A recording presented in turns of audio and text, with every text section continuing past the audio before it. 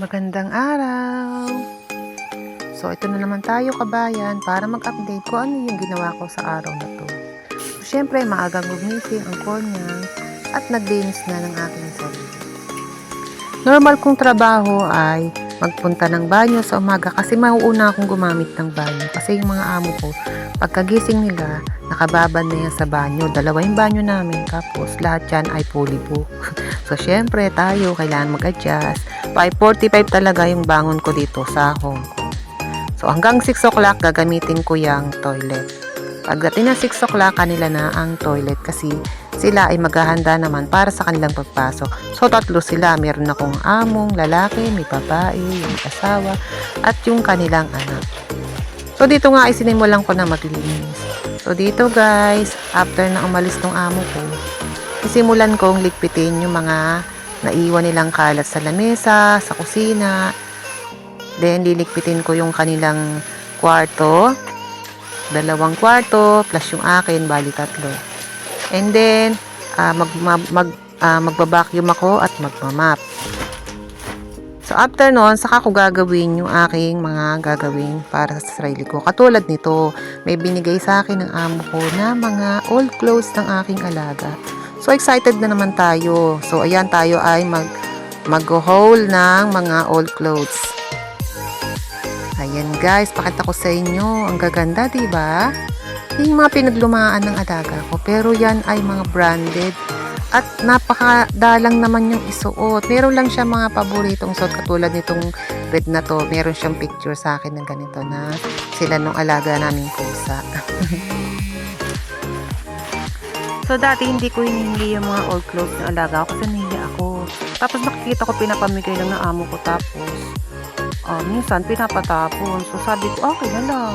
Pumayag naman siya. Kaya every time na magkakalkal siya, yan, binibigay na sa akin lahat.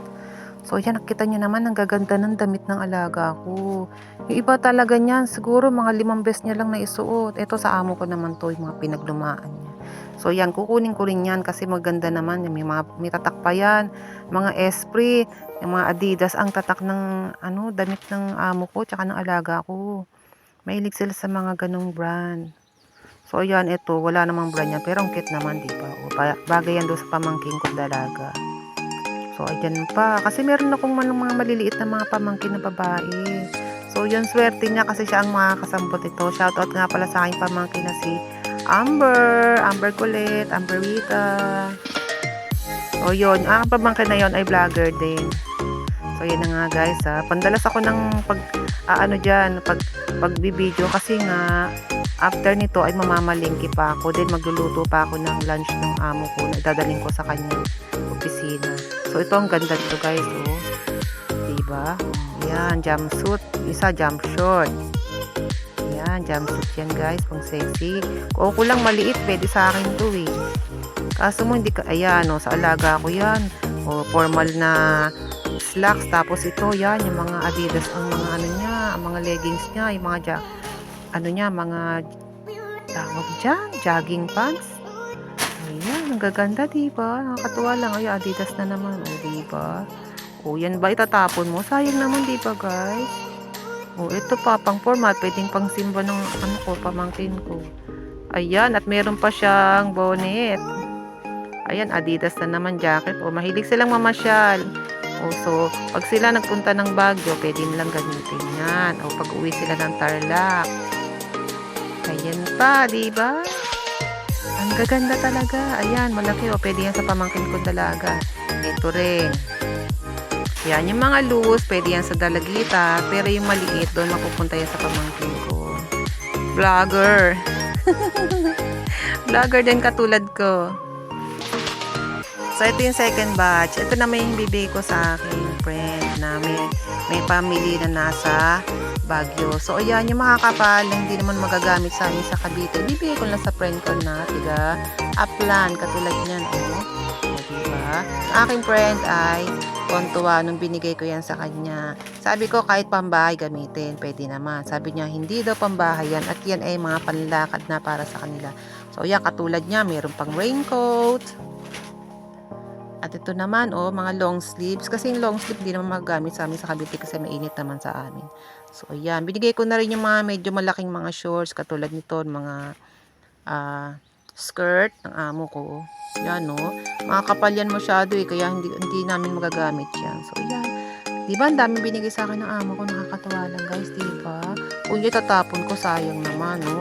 Buong pa naman yan eh. So, ayan. Tuwa lang akong maghukay-hukay dyan. Ukay-ukay sa aking amo. Libreng ukay-ukay. So, yan. Kung pwede nga lang ibenta sa Pinas, pero wag na. Bibigay ko lang sa aking mga kamag-anak na para hindi na sila bibili ng damit katulad niyan. O, diba? Ang ganda niya, no? O, yan. Kasi sobrang laki pa niya na hindi pa yun magkakasya sa pamangkin ko eh. Saka na, marami pa naman akong makukuhang mga bagong dress para sa kanya na hindi naman sobrang laki. So, ayan pa. Ang ganda t-shirt. So, yan. Nag-ukay-ukay lang ako dito, guys. Kasi, para pakita ko sa inyo kung ano yung klase ng mga damit na nahingi ko sa amo ko. So, diba nakakatuwa? Nakakatipid tayo, guys. Diba? So, yan. Ukay pa more. After nito ay magpa-market pa ako at magluluto at maghahatid ng lunch. So, ako ay maglalaba pa after this. So, yan ang buhay OFW dito. Ayan, nakakandabulol-bulol na ako. Yan ang buhay OFW. Kung mabait ang amo mo, bibigyan ka ng mga blessings. So, kailangan tiyaga lang. Kasi dito sa Hong Kong, kailangan liligawan mo rin yung amo mo. Hindi naman pagkadating mo dito is mabait agad sila sa iyo. Nagdaan din kami sa proseso.